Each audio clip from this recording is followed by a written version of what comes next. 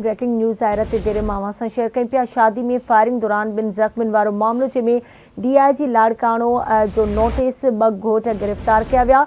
ॻोठ बंगुल देरो में फायरिंग दौरान अब्दुल हादी भुट्टो ऐं ग़ुलाम शबीर भुट्टो ज़ख़्मी थिया हुआ। पुलिस चढ़ाई करे 2 घोटनि एहसान अली ऐं राहिल भुट्टो खे गिरफ़्तार कयो आहे। सरकार जी फरियाद ते 2 घोटनि मथां केस दाख़िल कयो वियो आहे।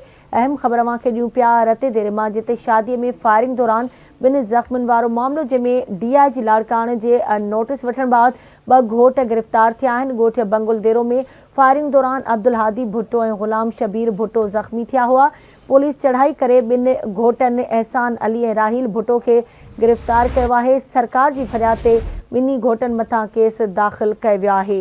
रते देर मां अवां खे ख़बर ॾियूं पिया। शादी में फायरिंग दौरान 2 ज़ख़्मियुनि वारे मामले में DIG लाड़काणे नोटिस वरितो, 2 घोट गिरफ़्तार कया विया आहिनि। ॻोठ बंगुल देरो में फायरिंग दौरान अब्दुल हादी भुट्टो ऐं ग़ुलाम शबीर भुट्टो ज़ख़्मी थिया हुआ। पुलिस चढ़ाई करे 2 घोटनि एहसान अली ऐं राहिल भुट्टो खे गिरफ़्तार कयो आहे। सरकार जी फरियाद ते 2 घोटनि मथां केस दाख़िल कयो वियो आहे।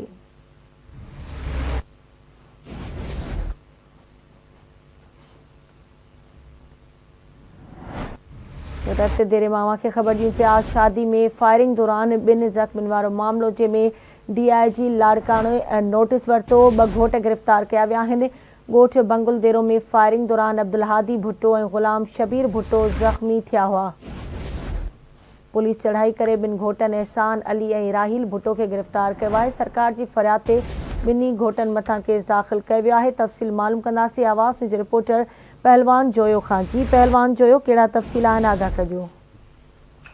बिल्कुल गुज़रियल ॾींहुं हिकु अफ़सोसनाक वाक़ियो पेश आयो रते देरे भरिसां लाशारी थाणे जी हद आहे बंगुल देरो, जिते शादीअ जी ख़ुशीअ में थियल फायरिंग में क़तल थियल मैट्रिक जो शागिर्द हुयो अब्दुल हादी भुट्टो ऐं ज़ख़्मी ग़ुलाम शबीर भुट्टो वारे वाक़े जो DIG लाड़काणो पारां नोटिस वठण बाद राति देर सां लाशारी थाणे जी पुलिस चढ़ाई करे 2 घोटनि एहसान वलद हादी बख़्श ऐं राहील वलद लाला ॾिनो भुट्टो खे गिरफ़्तार करे वरितो आहे। जॾहिं त पुलिस सरकार जी मुदयत में गिरफ़्तार थियल 2 ॼणनि मथां क़तल जी FIR दाख़िल कई आहे। जी।